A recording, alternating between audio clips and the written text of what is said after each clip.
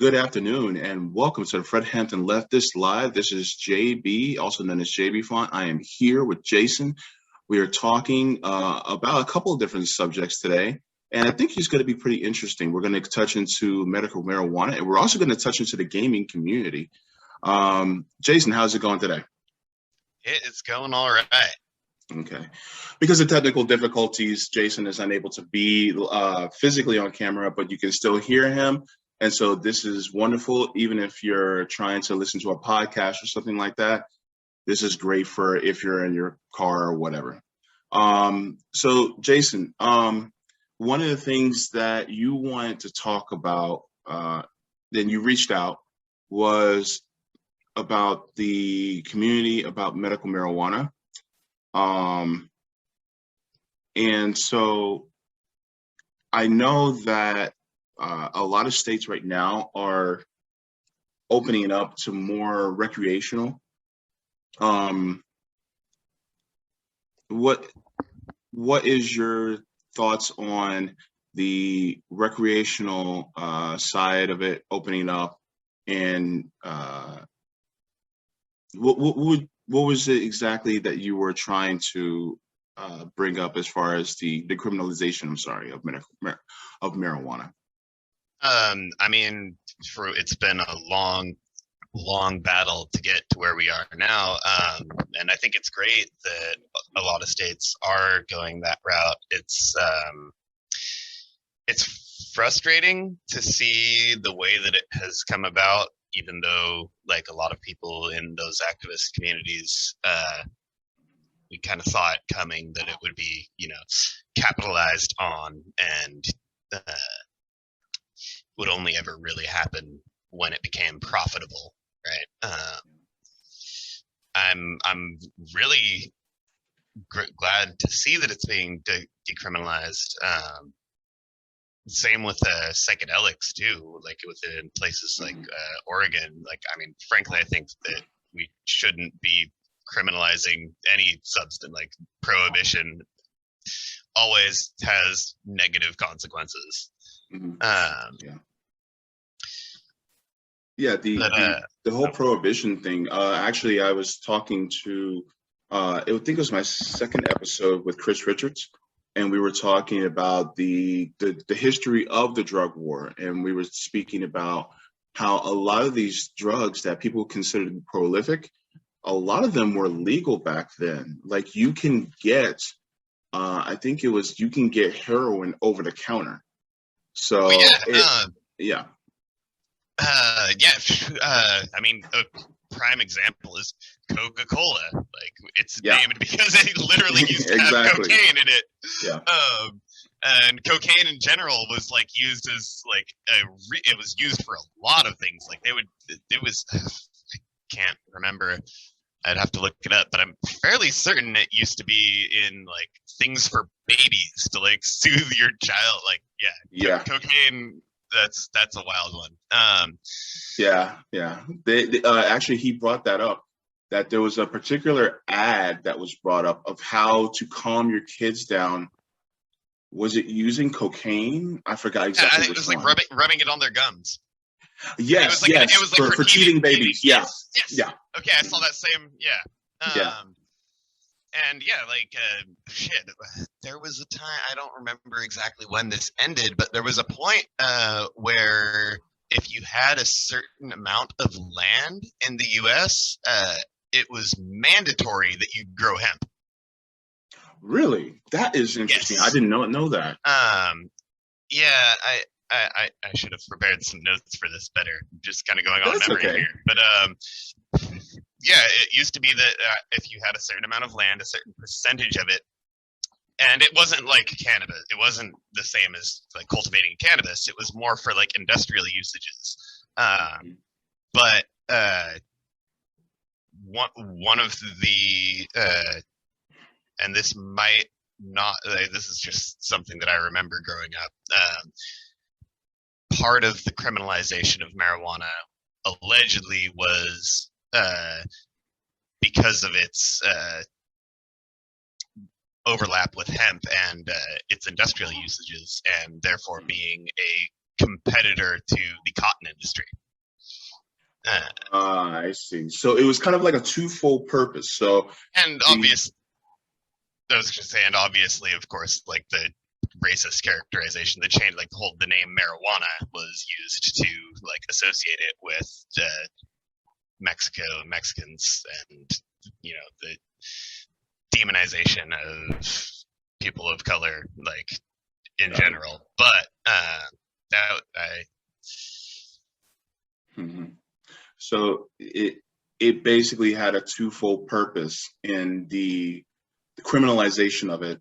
So it was going against the cotton industry, the hemp industry was going against the cotton industry, and also the racial aspect of especially a lot of people from South America, particularly in Mexico, North America, and then Central America and Mexico.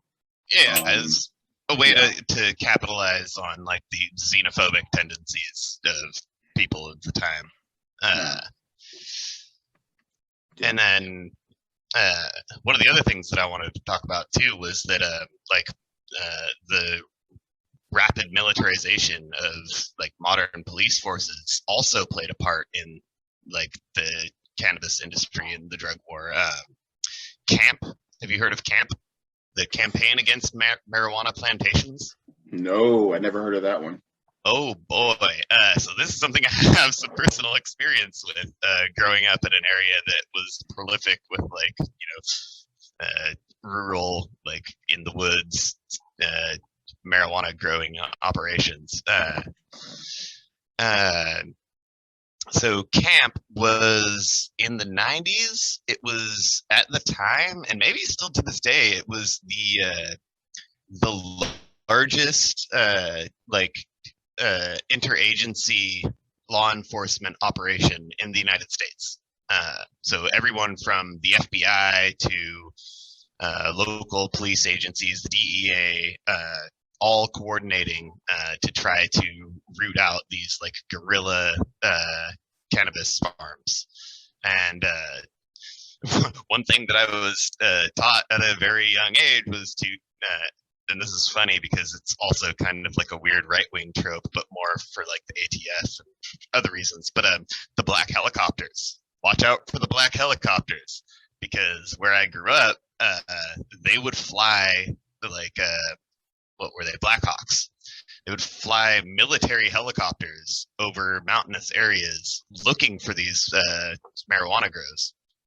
And they would find them, they would come in, they would land in the middle of these areas with like full-on militarized SWAT teams. It's like one of the first instances of heavily militarized police in the US. And they would just come and arrest everyone on if they could find people. Usually, if you see a helicopter coming and landing on your grow site, everyone scatters into the woods. But if they caught people, they would arrest them. They would tear up all of their plants. They would throw them in a pile, and they would burn them. I'm fairly certain. Who's it? Barrington Levy, reggae singer, talks about they come to burn. He was talking about coca, but it applies like burning down the cane fields, burning down the marijuana fields. Like was a very prevalent thing in the 90s. Wow. So yeah, that was kind of, and this coincides with like what was it, the first Bush? I guess that would have started under the Bush administration, but it was actually very not so much a federal thing, even though it did have like interagency support from federal law enforcement, but it was mostly because again, the campaign against marijuana plantations, I think, was specifically targeted at like California and like the Emerald Triangle and all that. Well, I mean, this would make sense. I mean, I know that there had to have been a huge push by big pharma and pharmaceutical companies to also stamp down on this, because if not, then people realize a lot of the medicinal qualities within marijuana the effect, it literally has no side effects, and that, you know, you can't even overdose on it. And so for Yeah, oh, I would know. I'm sure you are a connoisseur, Mhm. and a lot of, you know, the listeners here are probably connoisseurs as well. But yeah, so the whole thing about them having like Black Hawks to come to basically marijuana fields to completely destroy it all. It's like, wait a minute, why are you doing that? Instead, it's like, why haven't you thought of using it as a tool to fund, you know, the government, especially state and local governments, instead of just destroying it? I mean, And no, it's, you know, this is like the 90s, early 90s. yeah, This was the yeah, height of the drug war, so they yeah. really couldn't, because they had already spent all of this, you know, political capital in building up drug users, and all this is like this existential threat to society. And so it would go against, you know, everything that people were propagandized to believe. They couldn't really do that because there would have been some very like clear backlash against it, I think. And let's remind the audience that one of the purposes of the drug war was to make it so that private prisons can be able to pick up people off the streets for doing these drugs and then put them in prison to work as basically slaves, because the 13th Amendment still allows slavery. And no, go ahead. Yeah, and then not just that, but like I forget who it was who, like, on their deathbed admitted that it was also to break up radical groups like the Black Panthers and like the anti-war hippies. Wasn't it Nixon? No, was it Nixon, or was it one of his cabinet members? It was one of his cabinet members, I think. Yeah. It started during the Nixon administration, but it was a very like clear tool to target left-wing activists without specifically going after them for their political beliefs. Yeah, because, you know, the left, you know, we're fairly, you know, libertarian as far as things like substances and things like that. So, you know, we're not, you know, if it can be regulated and you know, so that it won't harm people, but you can still do it, then, you know, I mean, for the most part. But yeah, I think that part of it was the left-wing control, because that was kind of a transition from the McCarthyite type the McCarthyite type era that we had just came out of. Right. And so they said, oh, well, these hippies and leftists, well, they smoke weed. Let's make weed illegal so we can arrest the hippies. And Yes. and they're like, well, that will take in, you know, a lot of Black people too.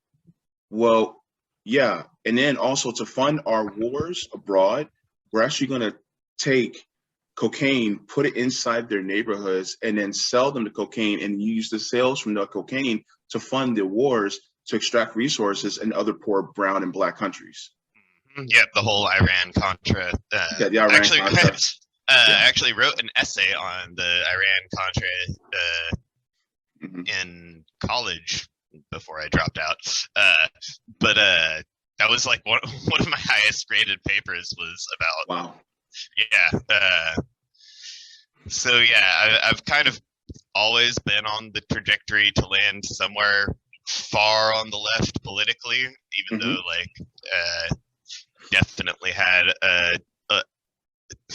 phases that I wasn't proud of, and that gets to like falling in. Like, I can elaborate on that when I talk about the radicalization of like the online gaming communities. But yeah,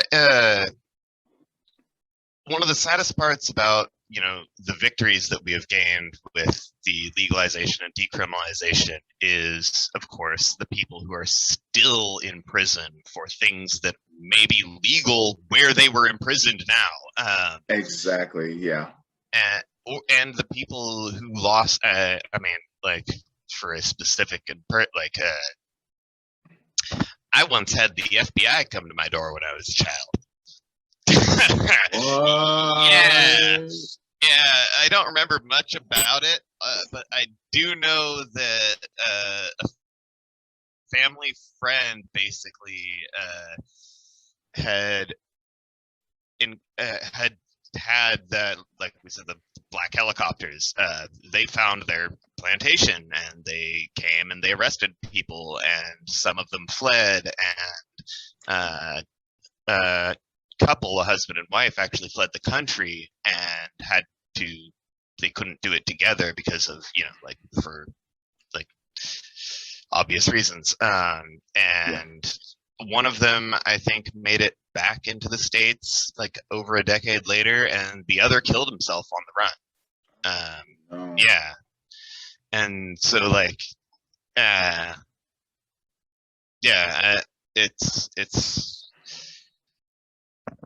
it's hard to think about, all of the fucking suffering that has been caused for just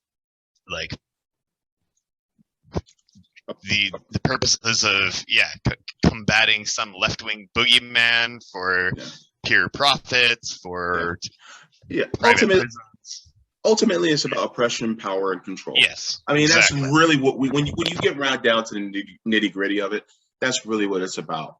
And the thing is that a lot of left-wing ideas, a lot of left-wing ideology stems on spreading out the power among all the people versus having it centralized in one section. And then you'll get a lot of people who talk about oppressive governments.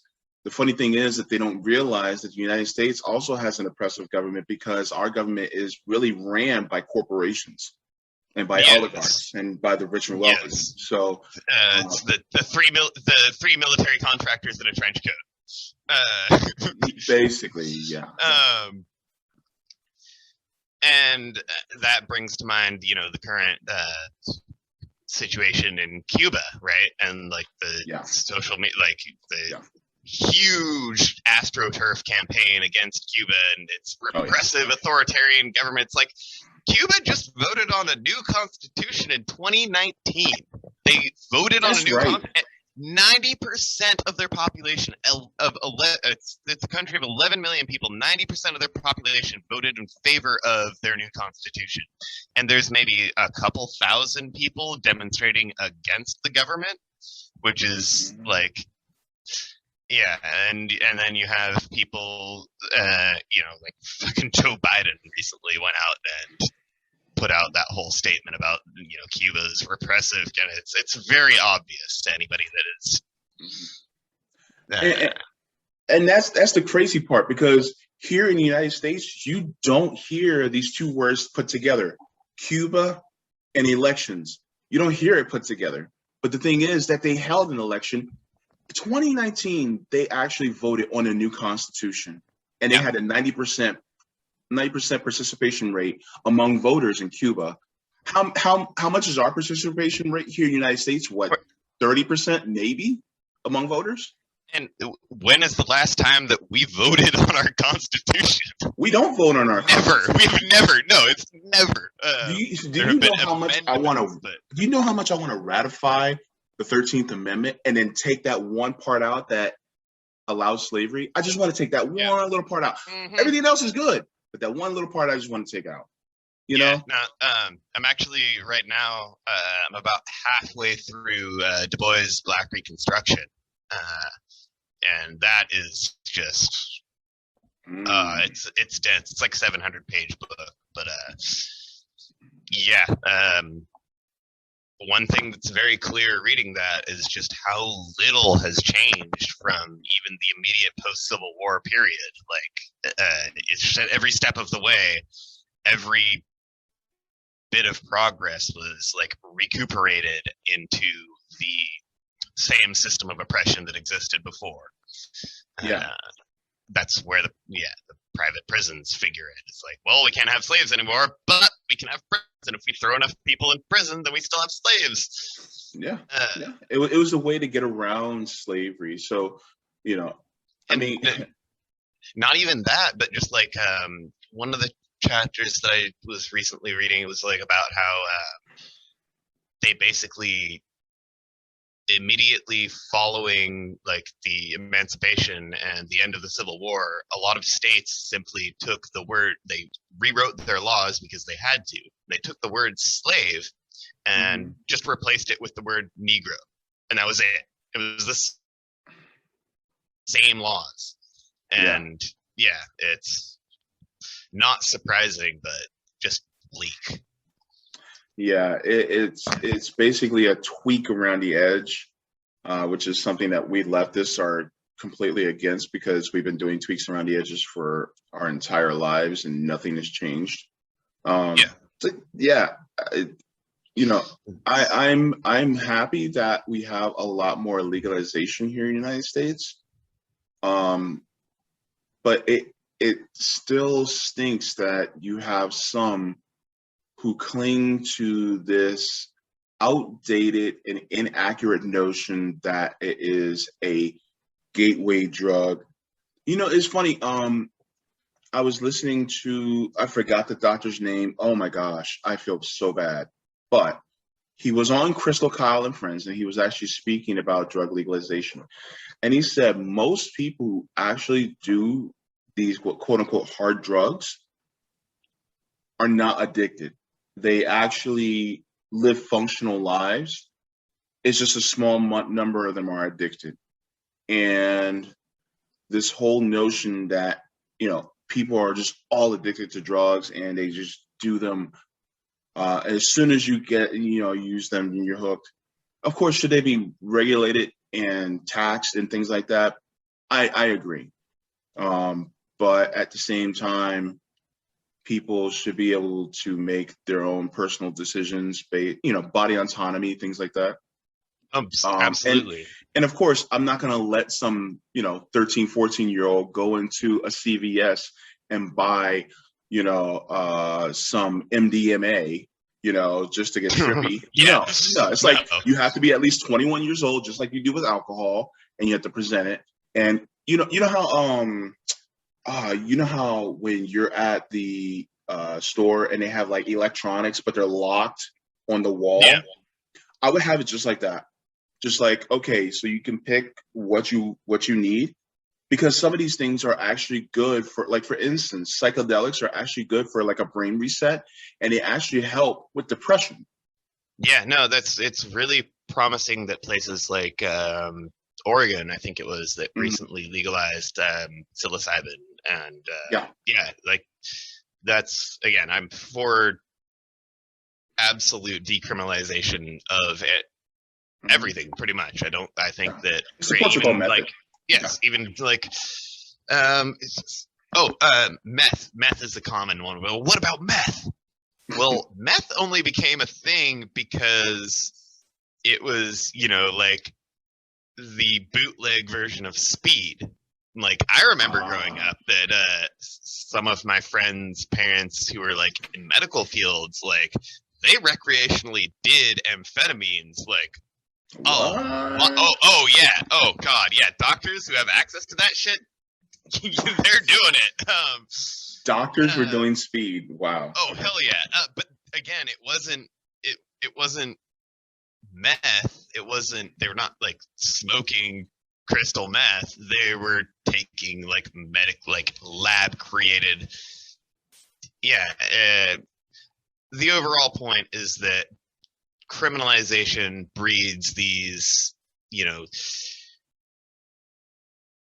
polluted versions of these things. People take anything they can get their hands on to make an equivalent. So with meth, it's like, you know, various over-the-counter drugs, or like fentanyl, for example. The other thing with it, prohibition does, is it increases the potency, because it's easier to smuggle, you know, a smaller amount of a more potent drug and then dilute it later. than it is to get, real pure heroin, for example. Like, I'm not in favor of people doing heroin. Please, people, do not do heroin. But like, opioids became more potent because of prohibition, because of things like fentanyl, because it's easier to smuggle smaller dosages of more potent drugs and then dilute them after the fact. But the problem there becomes you don't know, how much. It makes it a less reliable dosage because you don't know how much fentanyl is in your opioid. It's prohibition just makes all things more dangerous because it makes it harder to discern sources. It's the black market effect. Yeah, and it's so much more dangerous because, I mean, imagine what some of the substances that they cut these things with just to make more of a profit. Exactly. And then yes, this is one of the reasons why I said, under regulation, like, for instance, let's say hypothetically drugs are completely legalized and recreational, and then they sell it at a CVS, and you want to get some cocaine, right? Mm-hmm. It would the government will have to regulate that 95 to 90, at least 98% of the contents of it have to be pure cocaine, no other additives whatsoever. Yes. Right. And in the street is you're probably getting maybe a 20% cocaine amount, and then the rest is probably, I don't know, it could be Similac baby food, or it could be and that's the problem. Baking There's soda. No way to know. You can't know what it is. Yeah. Just like, the same thing, they regulate the alcohol industry. They can do the same thing with that too. Unfortunately, the flip side of decriminalization and regulation is that it introduces like the capitalist elements into the mix. So I know a lot of growers who are either priced out of the market or had to sell their crops for like nothing that reasonably represents the amount of labor that they put into producing them. And it also incentivizes these, like, you have these tech bro fucking neoliberal entrepreneurs who are going in and doing these, large scale commercial growing operations now, and not paying their workers they're paying them a pittance. It's a big thing. And can we jump on that really quick? A lot of people who are, like, for instance, a lot of people who are in prison right now, they're serving 20, 30 years for marijuana possession. And now you have some people who are in a state where marijuana is completely legalized, and they're able to get these businesses and grow them. And a lot of times they end up, the people who are in prison end up being Black, and we're stuck in prison, and then you have other people who are not Black and they're able to sell marijuana out of a dispensary and make huge amounts of money. Can you touch on the disparity in that as well? I mean, I can give you a personal anecdote, and this was from a long time ago, not maybe 10, 15 years ago. I was working at a warehouse, and my friends and I, we were smoking a joint on our lunch break, and we were on our way back to work, and we got pulled over, and one of the cops, I think, used to like hang out with like younger people and even be at like house parties and shit. The one that happened to be searching the car, and I don't know this for certain, but like I was trying to hide my little stash container, and I know that I didn't like put it in an adequately discreet place. But after the search, they found our roach. They found a roach in the ashtray. And they did a big show of stamping it out on the sidewalk in front of us. And then they let us go. Wow. And after I got back to my friend's car, I was looking around and I reached under the seat and I found my container, and it was clearly in a place that I hadn't put it. And the only thing I can think of was that one of those cops moved it and threw it under the seat. Because there was like an older guy who was like a real hard ass, like that was like really lecturing us, and then there was like a couple of younger guys. But like the only thing that I can think of is like that definitely would not have happened if I was not white. Wow. And it's a very and then where I worked at the time was a very conservative area of the city I live in. It's like it's almost a meme that it's like the cop district, like don't fucking fuck around there. But yeah, that stuck with me a lot.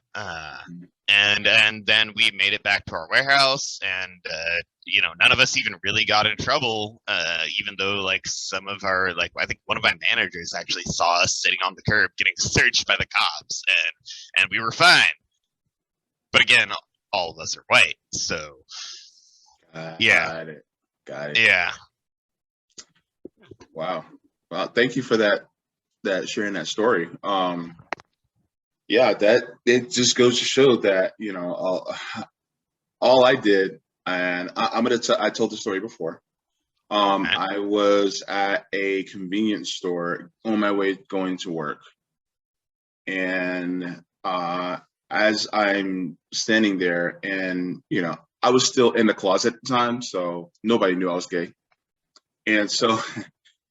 As I was standing there in the convenience store, this officer who kind of looked like Vin Diesel was standing there, and I'm not gonna lie, he was hot. He was like gorgeous. I was like, Officer Vin Diesel rolls. Yeah, right. And so I'm looking at him, like checking him out, you know. And then as I pay for my stuff, I leave. He calls me. He comes outside and calls me and says, "Hey, come over here." And then he was like, "You're looking at me kind of funny over there. Is something wrong?" And I'm like, "No, officer, no." And he goes, and he's like, "So why were you looking at me like that?" I was like, I was still in the closet, so I didn't want to say that I was checking him out. So I was like, "Well, you look like somebody famous." He goes, "Oh, really? Who?" And I said, "Vin Diesel." He goes, "Oh yeah, I get that a lot. You have your ID on you?" What the fuck? And he ran my ID just from me looking at him. God damn. And so I'm juxtaposing this with your experience. You were literally smoking weed, and they found your marijuana, and they let you go. We were driving under the influence of weed. And all I did was just look at the police officer and check him out, and he ran my ID, and he found that he had nothing on me, and he let me go. But I was on my way to work. I was dressed up. I was in a button-up shirt and khakis and everything. Oh yeah, I was not. We were working in a fucking warehouse with a bunch of like, you know, former felons and shit. Like it was a pretty wild environment there. So we were not dressed up. Yeah. So it's just a crazy juxtaposition when you compare your experience to my experience. And mind you, I haven't touched marijuana until 3 years ago. And I've never touched it until 3 years ago. So I was 34. Yeah, I was 34 when I first touched marijuana. Wow. Yeah. I was like 12. A lot of us were, but you know, I was an outlier. Yeah, that's cool. Good for you, honestly. Yeah. Smoking anything is bad for you. Yeah. I tried vape though. That was actually that wasn't too bad. I still coughed a lot, but you know, it was cool. But yeah, man, this conversation is good. But you only said an hour. I wanted to get to the other topic that you also want to talk about as well. It's my day off. I was gonna maybe hang out with a friend later, but until somebody calls me, I ain't got nothing going on today. Okay, we can just finish this one topic and then we can move to the next one, right? Fine. Okay, so as far as you know, the whole legalization issue is going. Virginia Was it Virginia? Yeah, I think Virginia just legalized. Virginia just Wow, legalized. Yes, it's the first state in the South to legalize recreational marijuana. that's awesome. Yeah. So it's now bleeding into the South, and now a lot of people are, there's a famous attorney here in Central Florida. His name is John Morgan. He's been trying to get marijuana legalized, at least for medicinal use. I think he's still fighting for the recreational use as well. I'm not exactly sure, but he's a huge attorney, and he's been trying to get it legalized here. And so I think it's going to be a matter of time because we have a lot of people from up north that are moving here. And so now that it's legal in places like New Jersey, I think it's just became legal in New York, then it's going to eventually become legal here in Florida because we have so many people from the Northeast coming to Florida. Yeah, no, I mean that's great. And yeah, in spite of like the things that are, the issues still with things like people who were locked up when it was illegal, like it's been a little bit like hopeful seeing these things back out because like I grew up, I know some of the people who started the first medical legalization efforts in the US. I think have you heard of WHAM, the Women and Men's Alliance for Medical Marijuana? No, but that sounds interesting. Yeah, sometime look up WHAM, WAMM. They were like the first medical marijuana advocate. I think they had the first, I mean, it wasn't legal, but they had the first, tolerated, I guess you could say, like, marijuana co-op for medical purposes, and that was in California. And so, yes, seeing their efforts really like bear out and spread nationally has been, it's been great in spite of all of the people who are still locked up, in spite of the fact that it isn't decriminalized everywhere. Like, it's good to see that their lifelong efforts at least bore some sort of fruit, even if it has been ultimately corrupted by capitalism. And, silver linings, right? Yeah, we gotta acknowledge the good things that and it's also a good representation of how, like, if you fight fucking hard enough, we can change things. It's not impossible. There is still hope. Yeah, just like the Medicare for All march that we're doing on the 24th, this next coming Saturday, and a week from today, actually. You have to fight for something. And Frederick Douglass was the one who said that power concedes nothing without a demand. So, I mean, as far as, the justice for people who are in prison for, nonviolent drug offenses, this is one of the reasons why the whole defund the police movement has been, going on very strong, because we want to be able to also do criminal justice reform and releasing nonviolent drug offenders. Because I mean, the whole issue behind, drugs is a lot of times people just self-medicate because of the things that they're going through. Yeah, that was another thing that I was going to mention, is that a lot of like the issues of addiction and like drug abuse is also because people are trying to escape from the, alienation that all of us are subject to under capitalism and, labor exploitation. Yeah, it's not so cut and dry as, well, this substance is, worse than this. It's like, no, these are things that people have available escape mechanism from an inherently oppressive society. Yeah, definitely. I just and one of the things that will actually help with this will be a single payer healthcare system that also includes mental health care, because our minds and our bodies are not separate from each other. They're one, and they should be cared for equally, not in a separate fashion. Yeah. Absolutely. Yeah. And just destigmatizing mental health issues and Yeah. and drug abuse issues, and making it so that people feel comfortable that they is a criminal, as an insane person, or as whatever. You like, it's removing those stigmatizations will help everybody, and having access, and not affordable access, but just access to all of those things. True access, yes. That's just as easy as opening a cupboard and grabbing it. That's basically just as easy as we want it to be.